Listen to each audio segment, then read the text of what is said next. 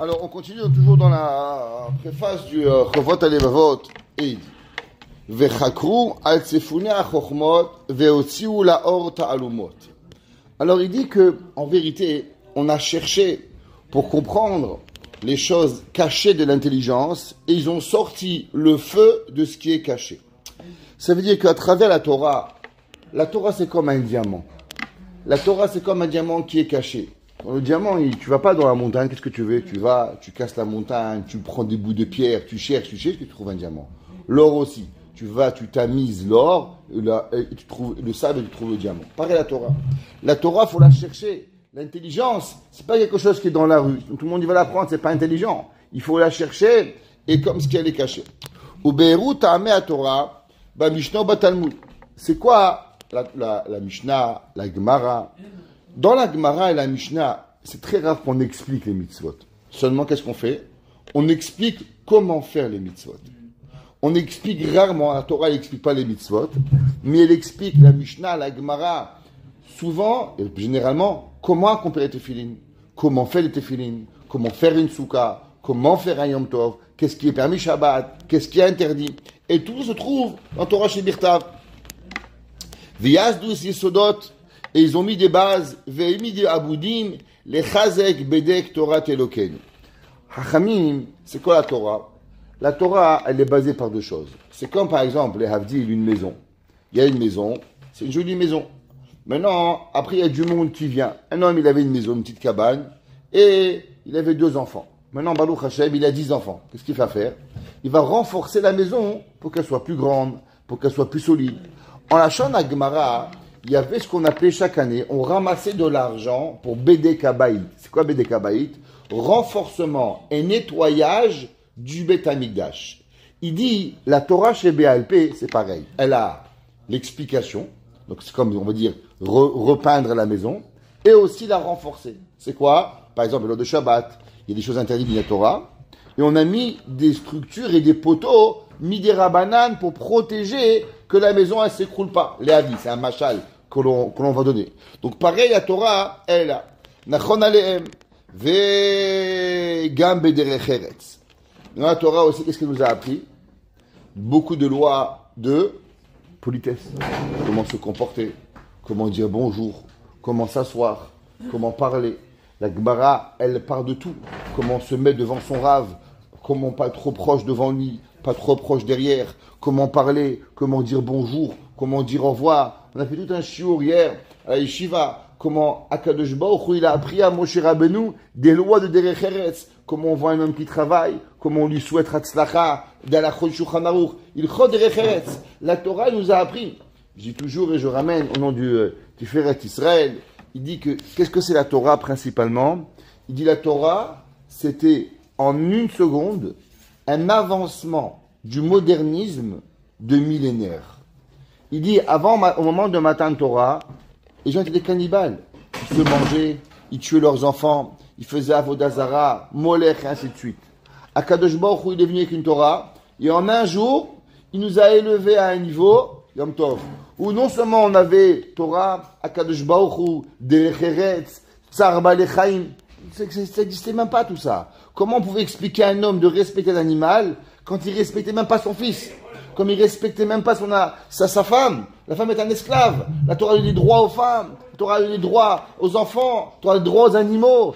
Un animal devait se reposer Shabbat. Tu imagines ça? Pas seulement, les gens ne comprenaient même pas qu'un homme pouvait pas travailler 7 jours par semaine. Ils pensaient qu'un homme devait travailler 7 jours sur 7. La Torah a dit 6 jours sur 7.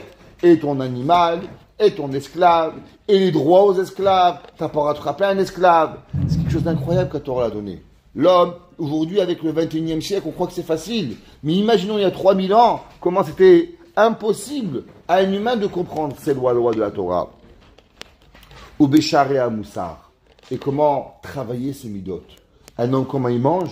La Torah, elle parle même comment tu bois un verre d'eau. Comment tu le bois. Tu le bois d'un trait. Tu le bois petit à petit. Tu le bois en 2 traits. La Torah t'apprend les midot, Moussar. Avoir la hanava, l'humilité, pas de jalousie. pas d'avoir des envies. L'otachmod, comment c'est possible? Comment un goy, il peut comprendre? Il y a 2000 ans, l'otachmod, il y avait les rois, ils voyaient la femme, ils prenaient, ils tuaient, ils volaient. Et ça voulait rien dire. La Torah dit kina, jalousie, tachmod, kaas. C'était comment la Torah nous a expliqué tout cela. Ou betikon hamidot, chibroa marim. Et par rapport à arranger nos midot, Hachamim, ils ont mis ensemble beaucoup des marim chazal pour nous renforcer. Asher lo yarechem za'av zchuchit.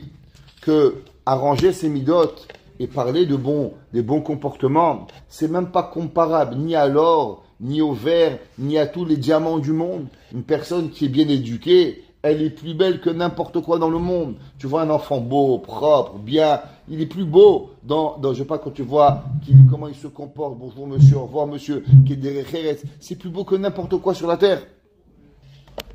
Mais, mechoubarim, bemasechet miyuchadim laem, il y a des enseignements dans eux. Par exemple, masechet avot. C'est quoi masechet avot? Tout le chod derrière, 6 prakim, des lois de comportement de l'humain. Le Masechet Avot, Ve'alichot derech eretz, et les lois de derech eretz. Umehem mefuzarim besidrei Mishnah. Et où sont tout ça? Dans la Mishnah, généralement, c'est les Haggadot. Toutes les histoires de nos Chachamim, c'est pour nous apprendre comment se comporter. La Gemara, dans Masechet Ketubot, la Gemara raconte dans Samech Aleph, quand tu as un shamash, tu as un serviteur, comment lui donner à manger, combien lui donner à manger, est-ce que tu donnes avant manger, après manger, la Gemara dit ce qui est obligé, est-ce qu'il va sentir le manger, est-ce qu'il va se sentir mal, est-ce qu'il va avoir peur de ne pas avoir assez à manger, est-ce que tu peux lui donner à le manger avant qu'il serve pour qu'il soit sûr que quoi, que il va avoir son manger, même comment faire manger son employé, et la Torah nous a enseigné dans des halachot. Ve'atalmud bemakama mekomot. Ve'acherem ayu rov ha'geonim. Et après la Gemara, alors qu'est-ce qu'on est passé? Juste avoir un petit cours d'histoire. On a eu la Mishnah, et Tanaïm. Après on a eu les Amoraïm, qui ont expliqué la Gemara. Et après on a eu les Savouraïm, une petite période. Et après on a eu la plus grande période, c'était les Géonim. La période des Géonim, qui commence au 15e siècle, et au 5e siècle, pardon, et qui va finir jusqu'au 11e siècle. Vacherem ayu rov ha'geonim begalut malchut Ishmael. Et où ils étaient principalement tous les Géonim, jusqu'à la fin pratiquement, tous étaient en Babel. C'est là-bas qu'ils étaient. À part à la fin, Rabbeinu Gershom Meir Agola, que lui, il est parti en Europe, mais la majorité des Géonim étaient tous en Babel, qui était à l'époque sous l'emprise musulmane. Ou Babel, ou Beret Israël, ou Beparas, qui était en Israël ou en Perse. Ou Medabrim, Bishon Aravit. Et tous les Géonim, eux, c'était quoi leur langue? Ils parlent le judéo-arabe. Tous les Ktavim, c'est que le Rambam, il a écrit ses livres. Le Rambam, il a écrit Pirush HaMishnayot en judéo-arabe. Le Chovot HaLevavot, il a écrit son livre en judéo-arabe. Vechol Keilot Israël. Asher ayu bamekomot haem medabrim belashonai. Et ils parlaient tous l'arabe. Je me dis, pourquoi ils ont parlé l'arabe? Il faut savoir que la Torah, elle a 3 langues qui se ressemblent. L'hébreu, l'araméen et l'arabe. Ces 3 langues qui se ressemblent énormément. Et l'arabe et l'araméen étaient un dialecte. Et de façon à ce que les gens parlaient l'araméen et l'arabe, c'est le lachon hamzar, que tout le monde parle. On voit que dans nos prières, beaucoup des prières, elles sont en araméen. Exemple, les Yekum Pokon Min Shemaya des Ashkenazim, qui dit Shabbat, c'est en araméen. Le Kaddish que l'on fait, il est en araméen. La Gemara dit, pourquoi on dit en araméen le Kaddish? Elle dit à cause que c'est la langue que tout le monde parlait, pour que tout le monde comprend. Alors on faisait plein des piyutim qui ont été composés par les Géonim, étaient tous en araméen, qui était la langue qui était parlée à l'époque. Chez les Séfarades, il y a plusieurs prières qui sont même en arabe. Il y a certains haftarot qui ont traduit la venue de Mashiach, l'haftara de Sukkot, l'haftara de Pessah. C'est des moments très importants. Ils traduisaient même en judéo-arabe. Pourquoi? Qui était partie de la tefila. Asher ayu b'mekomot hayu b'shonai. Pirshu, rov ma shepirshu, misifrei hamikra vesidra mishnah. Et ils ont écrit beaucoup de commentaires. Ouais, ve'atalmud b'shon aravit. Exemple, il y a le pirouche de Pirkei Avot de Rabbi David Hanagid. En quoi il a écrit? Il a écrit en arabe. Amar Hacham Besaïd. C'est ça qu'il parle. Et là-bas, tout le pirouche, bien sûr, il était écrit en lettres hébraïques, mais des mots arabes. Ça s'appelle du judéo-arabe. C'est comme le yiddish. Ça s'écrit avec des mots hébreux, Aleph, Bet, Gimel, mais c'est pas marqué Baruch Ata. Ouais, c'est marqué Zokten, Nacht, et ainsi de suite. Donc c'est des mots allemands, on pourrait dire, mais avec des lettres hébreux. Et tous ces Chachamim, ils ont écrit les responsables. Le Rabbi Yosef Ibn Migash, le Talmid du Rif, en quoi il a écrit? En arabe. Le Rav Sadia Gaon, en arabe. Rav Amram Gaon, tous ceux, ils ont écrit quoi, leur Pirushim? Tous en arabe. C'est leur langue qui était officielle. D'accord? Vegam berov chibrehem, asher chibru, tshot asherot nishot mehem, asuken. Et tous les responsables qu'ils écrivaient, ils écrivaient tout en arabe. Nipne, shekol ha'am ayu mevinim belashonai. Là, on voit une chose intéressante. Il y avait une grande controverse au moment où il sortit le Art Scroll. Est-ce qu'on devait le garder en araméen, la Gemara qui est en araméen, ou on devait la traduire en anglais ou en hébreu, comme on l'a fait le Art Scroll? Il y avait beaucoup des rabbanim qui ont voulu dire que non, il fallait garder la Gemara dans la traduction et pas la traduire. Et celui qui veut, il a qu'à apprendre la langue. Une des preuves qu'ils ont rapportées que c'était faux, qu'il fallait la faciliter aux gens, c'est de ça. Qu'on voit ici du Rabbi Yehuda ben Tibon, il dit que la raison pourquoi les Chachamim ont parlé en arabe durant les générations, 500 ans à peu près, pour faciliter aux gens. Donc tu vois qu'on leur a pas cassé la tête à dire, vous apprenez l'hébreu et débrouillez-vous. Pourquoi? Parce que la Torah, elle doit être accessible. La Torah, elle est Bechol Hashon. On doit pouvoir étudier. Et les Chachamim, ils se parlaient en arabe. Alors si eux pouvaient se parler en arabe, pourquoi on ne peut pas se parler en français ou en anglais? On voit que Rashi, il a traduit les mots de la Gemara difficiles en français. Ça veut dire qu'on voit qu'il y a quelque part une raison et une volonté de nos Chachamim de faciliter la Torah pour qu'on puisse la comprendre. Ve'od, ki ilashon rechava ou memula'a bechol inyan. Elle est large, elle est grande. Ou kefi koatzore kom medaber o mechaber. Elle est une langue précise. L'arabe, c'est incroyable. C'est une langue qui ressemble beaucoup à l'hébreu, qui a beaucoup de précision. Comme souvent on dit qu'une des langues précises, c'est l'anglais. Pourquoi? Parce qu'elle a beaucoup d'adjectifs, comme on a dit souvent. Cuire et cuire. En français, tu dis tout cuire. En anglais, c'est comme en hébreu. Bichoul et afia. Baking, cooking. Comment tu fais dans le four, comment tu fais quand tu fais dans le feu. Donc, il y a plusieurs adjectifs qui vont différencier les actions pour pouvoir y arriver. En arabe, par exemple, même quand tu dis l'oncle, il y a un mot pour l'oncle de la mère, un oncle pour l'oncle du père. C'est des mots différents. Donc, quand tu expliquais une responsa, par exemple, et tu voulais dire, ma fille, elle s'est mariée avec mon oncle, par exemple, ouais. Alors, tu employais un mot, on comprenait tout de suite de quel oncle, du père ou de la mère. Est-ce qu'elle s'est fait ci et là? Donc, tu pouvais comprendre chaque chose qui était faite. Amelitza, ba miyusheret. Et quand tu veux donner un machal, c'est droit ou mevueret, ou maga'at et tachlit kolinyan yoter, mima shitachel belashon haïvrit. Et il dit, et même quand tu vas expliquer un machal, c'est possible que la langue arabe, incroyable ce qu'il dit, elle a une façon de dicton, elle est très riche, la langue, et elle peut t'expliquer quelque part plus facile que même l'hébreu. Et c'est pour ça qu'ils l'ont utilisé. Mipnei shel lashon haravit en nimena nimtza biyadenu ki im hashemat sanu besifrei hamikra. Et il dit parce que la langue hébreu, on ne peut pas la fabriquer. La langue hébreu, c'est pas quelque chose qu'on touche. C'est seulement ce qui est trouvé dans Hachamim. Il dit, puisqu'on a trouvé, et maintenant quand nous on veut parler, il n'y a pas toujours les mots qu'on a besoin. Donc on doit emprunter des mots. À l'inverse, dans la langue arabe, alors automatiquement, il y a des mots pour tout. La Torah, elle emploie des mots pour ce qu'Hachem nous parle, ce que Nevi'im nous parle. Mais c'est difficile d'utiliser tous les mots pour pouvoir arriver à avoir une conversation. Tandis que dans l'arabe, il y a beaucoup de vocabulaire rajouté qui ont été faits pour pouvoir avoir une conversation. Et il dit à part ça, Hachamim, ils ont voulu qu'il n'y a pas seulement les érudits qui étudient. La Torah, elle n'est pas donnée à tout le monde, à l'érudition. Elle n'est pas donnée à l'élite. La Torah est donnée à tout le monde. Chacun doit pouvoir comprendre la Torah. Atzkrol. Tout le monde. She'enam bekim lashon kodesh. Alken ayurov chiburehem belashon arav.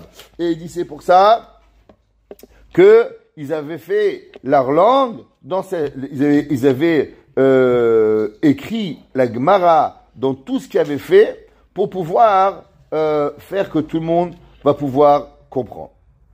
Ben chokhmat Torah, ben chokhmat acherot. Et tout ce qu'ils faisaient, leur chanson, leur explication, leur responsa, principalement, ils voulaient l'accessibilité de la connaissance. À l'inverse du monde pathos, c'est les pathos, les chrétiens. Les chrétiens, ils ont maintenu le latin. Principalement pourquoi? À cause qu'ils ont voulu que ça reste une élite de la connaissance et que les gens du peuple ne connaissent pas, n'apprennent pas à lire, n'apprennent pas à écrire, n'apprennent rien pour pas qu'ils posent des questions sur le comment du pourquoi. Ça veut dire que le monde de la chrétienté, du catholicisme, il a, à l'inverse, il a donné l'élitisme à quelque chose pour que les gens ne jamais vont toucher. La Torah va faire l'inverse. Il dit le Rabbi Ben Tibon que la Torah, elle a voulu à tout prix donner la Torah bechol hashon, à tout moment, à tout temps, faciliter la connaissance qui va arriver. Vegam be'artzot Edom. Et maintenant, même quand ils sont partis, Edom, c'était les Ashkénazes principalement, où ils sont partis dans le monde occident. Aïta pleta ish amenu.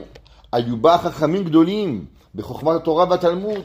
Miyanim kalmonim. Il y avait depuis le début des chachamim incroyables qui sont partis là-bas. Achlo hayu mitaskim bechokmat acherot. Il dit seulement, dans le monde ashkénaze, il faut savoir qu'ils ne connaissaient que la Torah. Ils ne connaissaient pas autre chose. Exemple, intéressant, c'est marqué dans le Levouche. Le Levouche, il a eu la proposition, Rav Dov Yafe il s'appelait, et Rav Yosef Yafaim, il a reçu la proposition de devenir le Rav de la ville de Pozna. C'était au XVIe siècle. Et il a dit, je ne peux pas devenir le Rav d'une ville comme Pozna sans connaître la Chokhma de Chodesh Haïbour, savoir connaître l'astronomie pour calculer le temps et savoir au Chodesh. Et où il a trouvé la Chokhma pour pouvoir apprendre? Il a dû venir en Italie, chez Rabbi Yitzhak Abouab. Là-bas, les Chachamim italiens, les Sephardim, connaissaient toute l'astronomie. Les Chachamim ashkénazes, dans tous les pays ashkénazes, n'avaient pas de connaissance d'astronomie. Seulement le Rambam, les Sepharad au XIVe, XIIe siècle, par la suite chez les Sepharad, c'est resté en Italie. Et il dit, les Chachamim ashkénazes, pas être méchant, il dit quelle différence il y avait entre les Chachamim ashkénazes et les Chachamim séfarades. Les Chachamim ashkénazes étaient des grands talmudistes, mais ils n'avaient pas de connaissances dans les sagesses du monde extérieur. À l'inverse, les Chachamim séfarades avaient, on voyait des médecins comme le Rambam, le Rashba, des astronomes, ils avaient cette connaissance du monde qui n'était pas seulement à travers bien sûr, la Torah, c'est délicat, mais ils avaient aussi cette Chokhma qu'ils n'avaient pas. Pas pour les empêcher, parce qu'ils étaient Yoshev et Lomet toute la journée. Ils n'étaient pas des médecins, des avocats, des professeurs. Et aussi, qu'il faut savoir qu'à l'inverse du monde arabe, il faut savoir, c'est vrai, que le monde arabe a donné la connaissance à tout le monde. À l'inverse, comme je vous ai expliqué, que le monde de l'Occident, le monde catholicisme, a refusé d'enseigner la connaissance aux autres. Seulement beaucoup plus tard, qui c'est qui a contrôlé l'information? C'était les curés. Et les curés, c'est eux qui enseignaient et qui donnaient ce qu'ils voulaient donner à certaines personnes. Mais ils contrôlaient l'information. Tandis que dans le monde musulman, la connaissance était beaucoup plus grande. Et c'est pour ça qu'il y avait beaucoup plus de livres, beaucoup plus d'écrits pour pouvoir avancer. Or, c'est qu'il est venu la lumière. Arav Agadol Chassid Akadosh, Rabbana Mishlomo Nuro Yair Bechacham Ashish, Rabbi Yaakov Zichrono Levacha, Asher Shemen Tivunato Zach, Katit La'alot Ner At Chochma Tamid. Et lui, il est arrivé à monter la Torah. Vatidbak Nafsho Betorat Elokav Biyurato. Et son âme s'est collée à la Torah de Dieu. Vesam HaChochma Koso Menato. Et il a pris sa sagesse comme dans un verre, dans un bout de pain, Vayirsof et Sifrei Achochmot. Et il a eu envie. Le mot Lirsof, c'est un désir pour les livres de la sagesse. Asher Chibroa Geonim. Chaque Gaon avait écrit des livres de Chochma, des livres de Moussar, des livres de Midot pour pouvoir y arriver au Kofi Echolto, Kibetz Veribetz. Et par rapport à ce qu'il va faire, il a récolté, il a mâché, il a copié ben mechochmat Torah, que ce soit dans la sagesse de la Torah, vechochmat halashon, et de la sagesse du langage, ça veut dire la poésie, vechochmat haemuna, et la sagesse de la croyance en Dieu, Vesifrei Hamelitzot, et les livres des allégories, Vechiburei Hamusar, et les écrits de la morale, ou Mishlei Chachamim, et les allégories que Chachamim ont données par rapport au Mashalim, Vatimtsa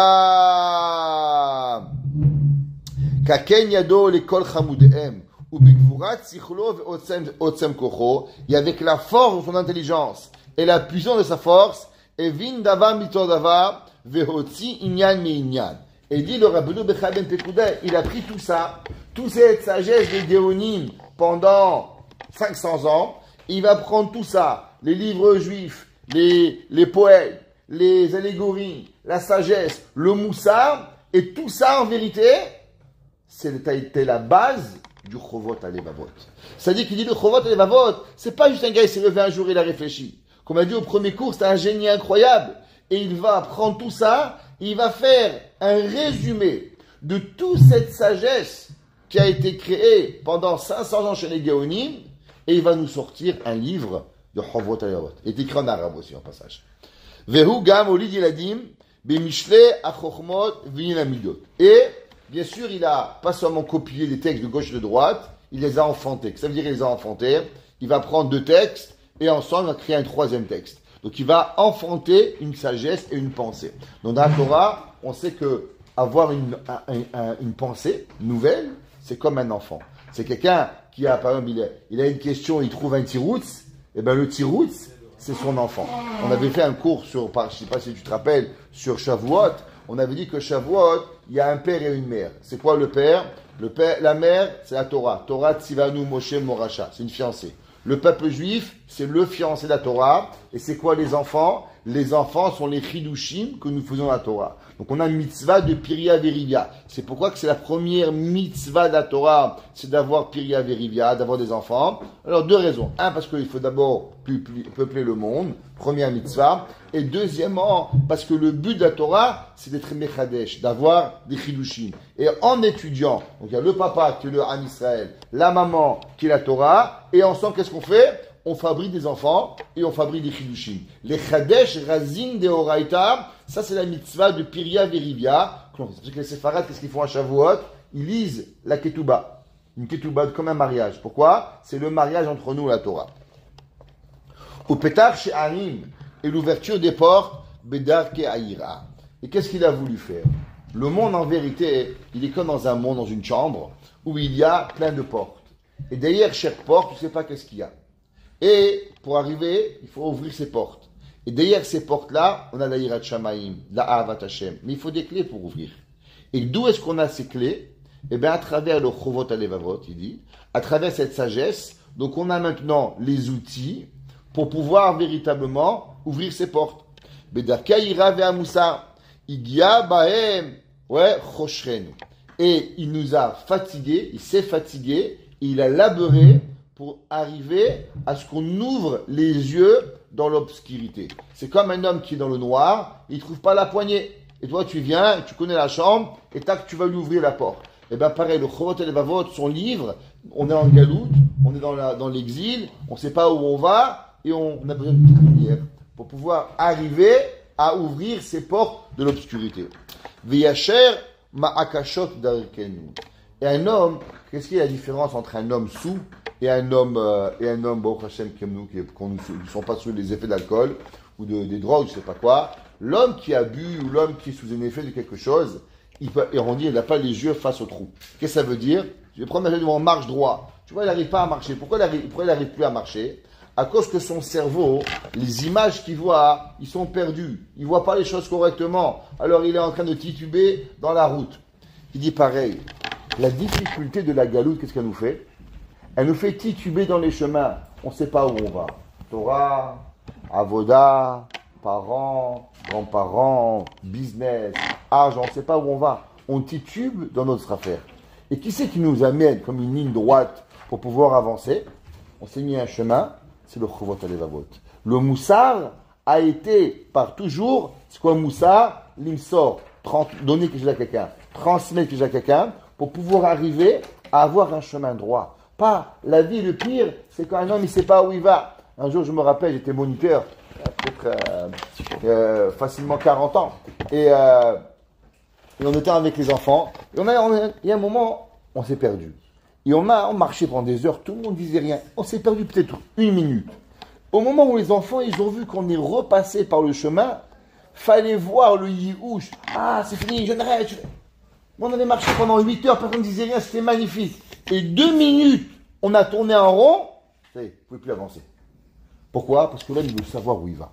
L'homme, il a besoin de savoir où il va. Les gens qui ont le GPS, ils disent que la route, elle est beaucoup plus facile à rouler avec un GPS que sans GPS. Pourquoi? Parce qu'il voit toujours qu'il est en train d'avancer vers le but. Mais quand tu es dans le doute, ça va, je sais où je vais, je sais où je vais pas. La preuve, quand tu reviens à la maison, ça te paraît toujours plus court que l'aller. Pourquoi? Parce qu'à l'aller, tu sais pas où tu vas, quelque part. Il y a toujours une savette. Peut-être que je me pends, peut-être que je me perds. Mais le retour, tu connais. La moitié de la route, tu sais. Tu vas à Montréal, t'avances. Tu vois Israël, Paris, Tel Aviv. Tu sais où tu vas. Donc, du fait que tu sais où tu vas, toujours plus facile. Quand l'homme, il a un chemin, quand l'homme, il a un moussard, quand l'homme, il sait où il va, quand l'homme, on a des paramètres, ça, je vais pas, ça, je touche pas, c'est là, je dois aller vers Akadosh Baruch Hu. Alors, l'homme, automatiquement, il peut avancer dans sa vie et il peut grandir. Igia ben prochenu, viacher ma'akashot darkenu, ve'od yad yevurato netuya, les kabetz ou les rabetz. Et sa main, elle a été pour prendre qui? Malheureusement, beaucoup de gens avec le temps se sont perdus. Ils se perdent dans les pensées, ils se perdent dans leur avodat Hashem, ils se perdent dans leur façon de vivre, dans leur idéologie, et ils ne sont pas capables de revenir. Mais quand on a un livre qui nous parle de Torah, qui nous parle de Yirah, qui nous parle de Moussar, qui nous parle de avodat Hashem, qui nous parle de Emunah, qui nous parle de Bitachon, qui nous parle, alors qu'est-ce que ça fait tout ça? Un homme intelligent, bien sûr, on ne parle pas des gens bêtes, alors il voit le Emet. Et quand il voit le Emet, alors il est capable de revenir vers Akadosh Baruch Hu. Donc en un mot, c'est comme un appât, c'est comme une main ouverte qui va récupérer toutes les âmes perdues pour pouvoir venir. Qu'il est achad mi chachmei Sefarad ou Rabbeinu Bechaye Hadayan Berabi Yosef. Et il dit, car un des plus grands maîtres de l'Espagne, c'était Rabbeinu Bechaye. Chibour betorat chovot alevavot. Et il dit ça, c'est ce qu'il a fait, ce chibour incroyable. Yesudato alinyan hayichud, qu'il a parlé en grand sur le sujet de l'unité de Akadosh Baruch Hu, de ce que ça veut dire Akadosh Baruch Hu. Kalta nafsho liroto, qu'il a voulu toute son âme de le voir, ou be'agia leyado tzivani letargemlo inyana belashon ivrit. Et il m'a demandé, dit Rabbi Daï Ben Tibon, qui m'a demandé d'écrire et de traduire son livre en hébreu, à cause que lui l'avait écrit en arabe. Alors maintenant, il connaissait pas tellement la langue hébraïque. Il connaissait pas, il savait écrire, mais l'écrire de façon poétique. Ouais, c'est ça qui va faire Rabbi Daï Ben Tibon, à la demande de Rabbeinu Bechaye, qui va traduire son livre en hébreu. Vekacher shamay devarav ve'etzicho, lo rafta rucho ad asher tziva le'atiko.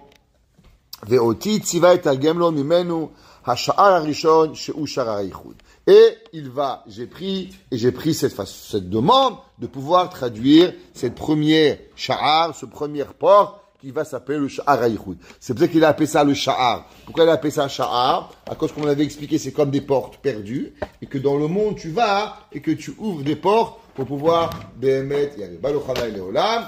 Amen ve amen.